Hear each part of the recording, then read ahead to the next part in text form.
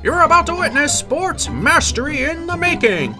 The only birdies and eagles you're likely to see are those flying overhead as you're about to watch me suck at mini golf.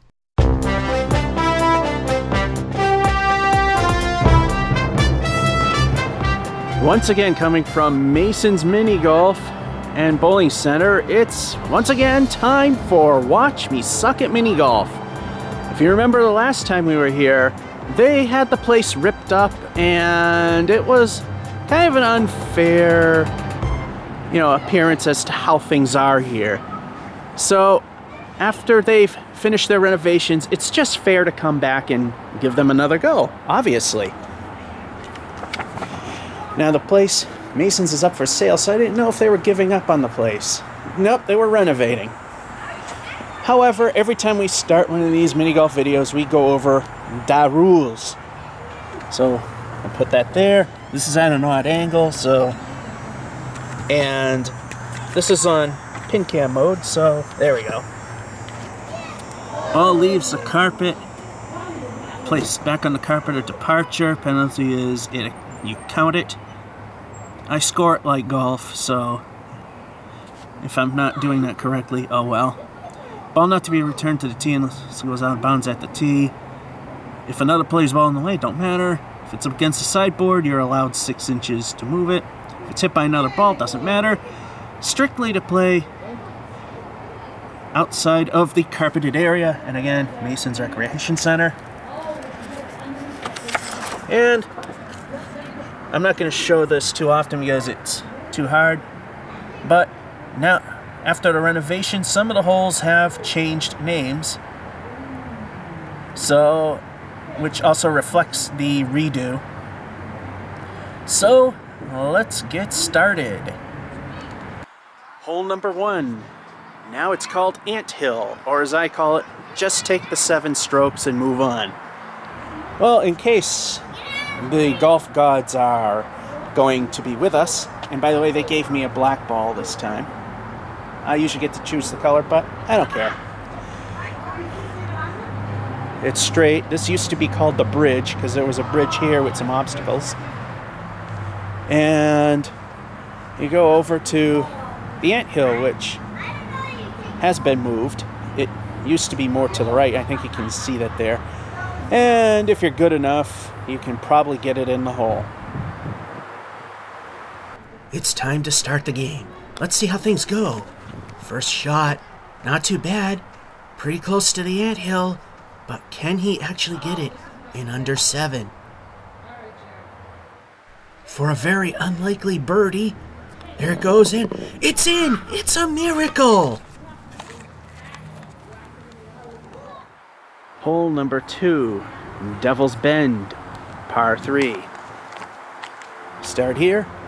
Of course, we got this diagonal to hit, to ricochet our way over here. And here's where it's called Devil's Bend, because this is kind of hard to make it go all the way around. A lot of friction on the way to the hole. Boy, there's a family that's not really getting along today. This is a very tough par 3, almost never made. Ricochets off the wrong part. Ball barely goes up the ramp. That's going to be a tough one. Second shot, pretty difficult to get it to go around. There it goes. Not too bad. Hair weak, but makeable. Going for par, a little tough from that distance, and misses the hole. This is for bogey. There's the swing, and into the hole. Hole number 3, par 2, easy ride, which would be so easy if the bucket wasn't in direct line of the hole.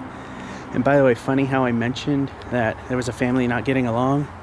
And as soon as I stopped recording to set up to shoot, they mentioned that I was recording video, and they probably don't want to look bad.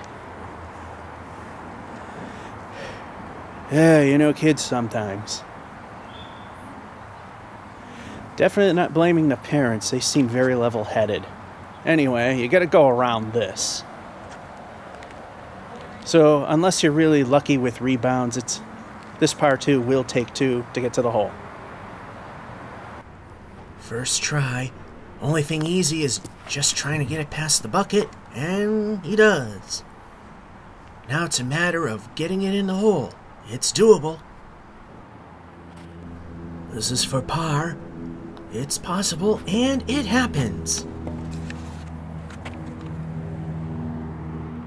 Forgot to mention, I've got stupid lucky on that first hole. Anyway, this is number 4, and it's called Loop the Loop, and it looks like there's something on the lens, perhaps. You got 3 ways to go about it. You could hit the ramp, go on either side of the ramp, or hit the completely wrong end and really hurt your game. If you hit the good parts of it, at least, you rebound off the side there, come down here, and get the hole. Here we go. About a third of it you can't hit. Goes around it this time. But goes up the right side, but then, oh, it goes back the wrong way. Ooh, that's gonna be tough. Not the best of spots to be in. Ricochets off the proper part. Very close to the hole. It looks like par is doable. This is for par, considering how it started. Quite amazing, and it happens. Hole number 5, Narrow Bridge, Part 2. It looks like they made the pars more realistic on this, because it used to be a 42 for the whole course, now it's 45. This isn't as hard as it looks. It's not that hard to get it over the bridge, and if you miss, hopefully you can hit the blue area on the sides and not go in the ditch. And there's nothing more to it than going straight over to the hole. Kind of hard for a part 2, but hey, we can do it. That bridge is pretty close. It's very easy to get over, even with a bad shot. And set up for a good par shot.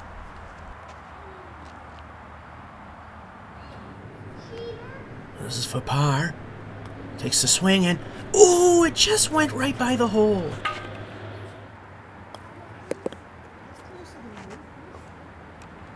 Hole number 6, Swinging Log, Paul, or par 2. Maybe someone named Paul did it in 2. Anyway, we start here. You'll notice I don't have the ball down for a reason. Ricochet off here. And then we go for the hole under the swinging log. One thing I've never noticed. You think this part of it got stressed enough? Yeah, the support ain't there anymore, so they just dug it in and, well... Now the thing is, there was no rug here, so this pole was a moot point. Question is, we can get it in this way, but as you can see here, it is just enough that it does, unlike the grassless era, requires a little bit of a tug. So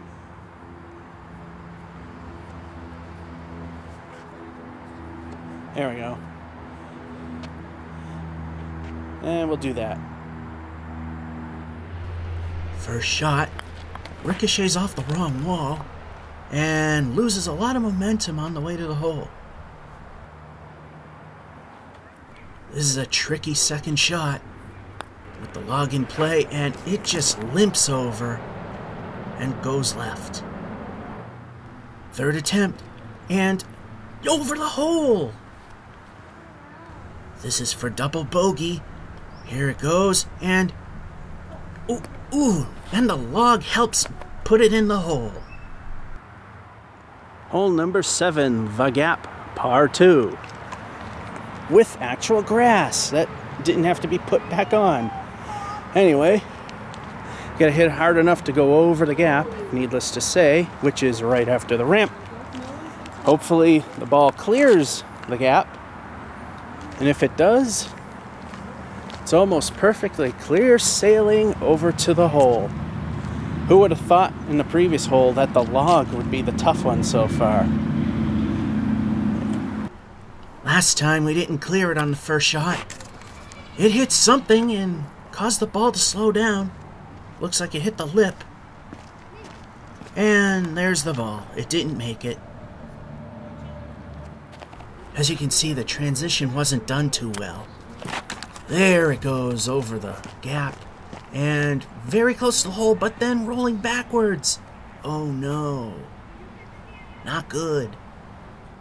This looks like another disaster in the making. There's the putt, a little weak, but oh, so close.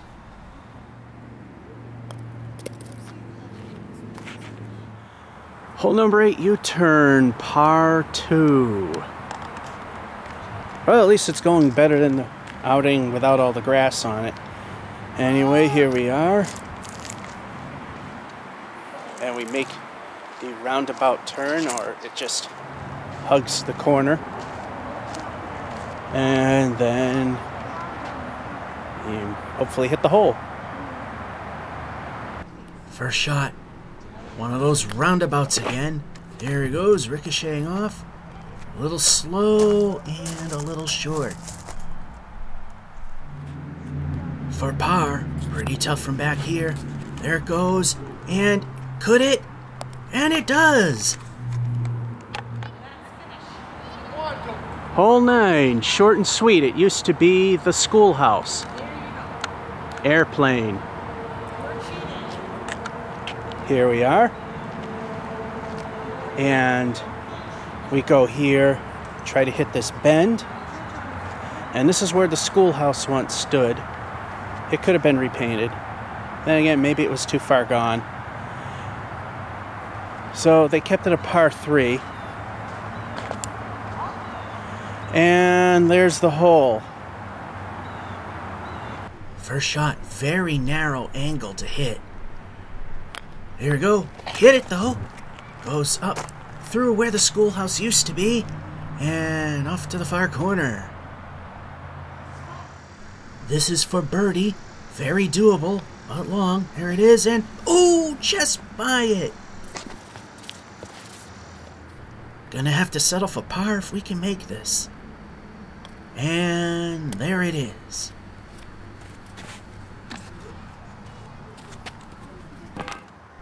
The big surprise here was hole 1, not thinking we'd even get a birdie there, but did. And then most of the holes were fairly even, with the exception of the swinging log and the gap, which just went horribly with 2 over, and Devil's Bend went 1 over. So far, the score is 27. This shows the running total. And on the very far right, it shows you what the par should be versus what I got. And again, showing you how far over I have got. And that is what we have for the front 9. How will the back 9 treat us? Let's find out. Yeah, the lens is clean. For some reason, just getting those weird vertical artifacts. Hole number 10. Halfway There, I believe it was called, and it's a par 3, formerly known as bowling pins. Halfway home. Anyway, start here. And this was called bowling pins because there used to be candle pins, and I don't remember if there were other kind of pins here as well. You go around this corner, and then you come around here to the hole. So now it's just a simple, unobstructed path. The front 9 went a lot better this time around. There's a swing, hit the appropriate object, and slowly limping towards the hole, but quite a distance away. Going for the birdie. It's a straight shot, but it's a long one. There it goes, off to the left, then back. Just not enough power. This is for par, and gets it. Hole number 11, Sidewinder, and it is, and I already forgot the par, a 2 as I drift. There's the plane again. Anywho, this is a fairly simple hole. Got to give it some oomph as you go down the hole. You get this embankment here that goes like this. Very steep. They need to replace this section. Then you got a very minor embankment over here. And hopefully in 2 shots you can actually hit the hole. Here we go. Long but fairly easy if you hit it just right. Well, that hit was a bit weak. Still making its way down. And it's going down again. Hits the side. And it's going to get somewhat close to the hole. Close enough. This is for par. It's a bit long, but it's doable unless you go wide. If that first shot wasn't so weak, things might be a lot better. And chipped in for the bogey.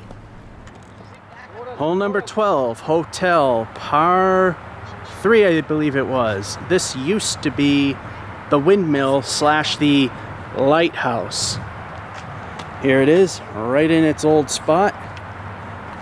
Could go in the middle of the hotel or to the left or right, which is usually how I do it.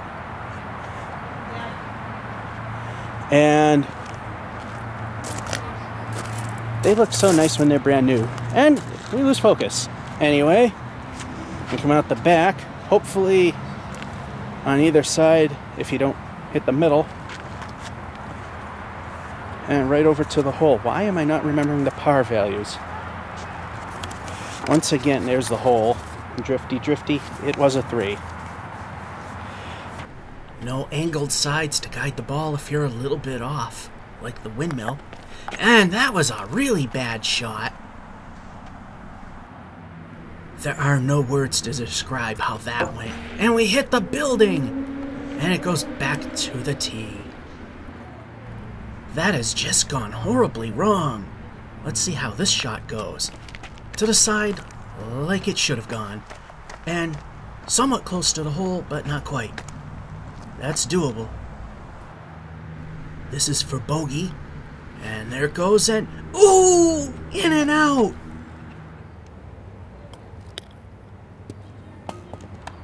Say hello to the airplane again.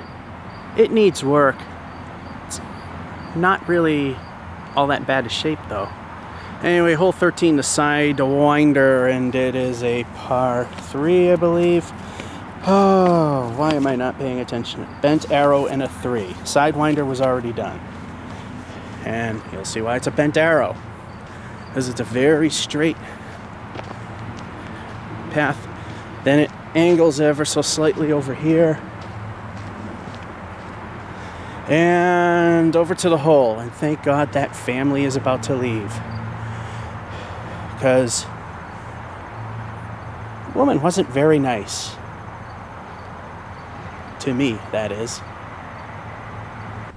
This is another very long hole. There's the shot, and there goes the ball, and it bounced off the back the wrong way. Oh no, this could be bad. This is not a good spot. Very difficult angle to get. Tries for it, and it bounces the wrong way. Ooh, now it's really in a bad spot. It doesn't look like it on camera, but that brick is in the way. That is a very tough angle. Calculating, and it fails! And guess where it lands? Seriously? This is the one place you don't want the ball going, and it wound up there. Here's the hit. Finally hits the other side of the arrow. Now we can go for the hole. This is for double bogey. Quite a long shot, and it won't make it. But at least it's getting somewhat close to the hole. For triple bogey, 1 shot away from the max. At least we stayed away from the max. Hole 14, the wishing well, par 2. Wow, and that ball just landed in the exact wrong spot. It just ruined the whole thing, didn't it? Anyway, start here, you go under the well. Those 2 angled boards that serve as a foundation could wreak havoc with the direction the ball is going as it comes out here. Note that the boards are straight in that case. Hopefully you'll be lined up well with the hole. those last 2 holes hurt pretty bad. There goes the ball under the well, and oh, right by the hole! How painful. For a much-needed par, and too weak.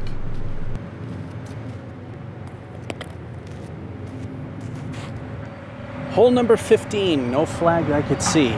The Runaway, par 3. Underneath the plane, perhaps that's why it's called the Runaway now. Used to be called the Toboggan. And I can barely remember, after rain kind of made it evident, it's hard to see. When it rained, it was very evident that there was something right there. I mean, you can see it on video. In fact, it shows up in video better than it does in person. But after it rained and I came here, it was much more evident. So, it's just pretty much going around a few bends over towards the hole. The back 9 have not treated us well. Up it goes, another weak shot, where the debris is stopping it short.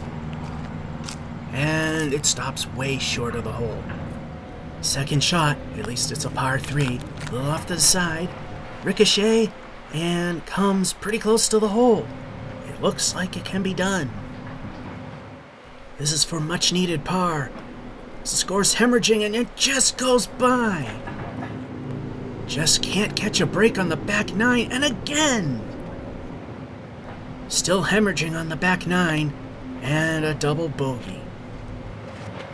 Hole 16, the Rocket, par 2 as I slip. And speaking of slipping, it seems the back 9 is going to be the troublemaker this time. This was the saving grace the first time. It's going to be the undoing this time. Anyway, we go straight. But of course we can't go directly towards the hole because we got a rocket fin front and center blocking it.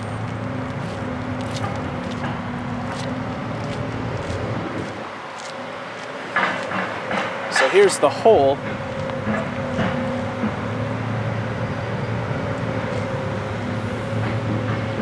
And you can see why. Here's another tough hole that could probably cause problems. There goes the shot, and right up against the fin. That's not a good place. Setting up for a 3, there it goes, and it went in the hole! Wow! Hole number 17, Cannon, par 3. This used to be Thomas the Copyright Infringement Engine, as I like to call it. You start here. And now you got a new obstacle here. Although, frankly, Thomas was not in bad shape. It just needed a paint job. So you got 5 ways to go. 2 on the sides, 2 just to the side of the cannon, and 1 directly at the cannon. Good luck with that. And I believe that's supposed to look like a castle wall there. So we got some dead spots you definitely don't want to hit, and the way things have been going. In fact, there's where Thomas once stood. The way things are going, it's probably going to go bad. Although, that rocket hole there, that was dumb luck. Very dumb luck. Anyway, there's the hole. Here's another hole with a new obstacle to make it even harder. There it goes off to the side, and it goes through the cannon. And out it comes. And far away from the hole, but not bad. This is a very long putt. There it goes. And it's heading towards the hole. Could it happen? Yes, it does. Birdie. Hole number 18, par 2, called Last Chance. And here we are. Simple and straight. So long as you don't hit the right-hand side, you should be okay. So the right side does actually go in and out.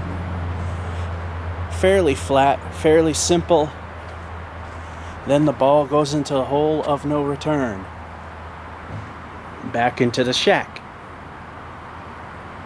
The last 2 holes went really well. Can the luck continue? There it goes.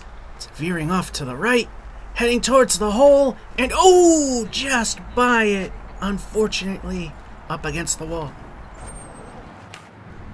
This is for par. We've done longer than this, and so close.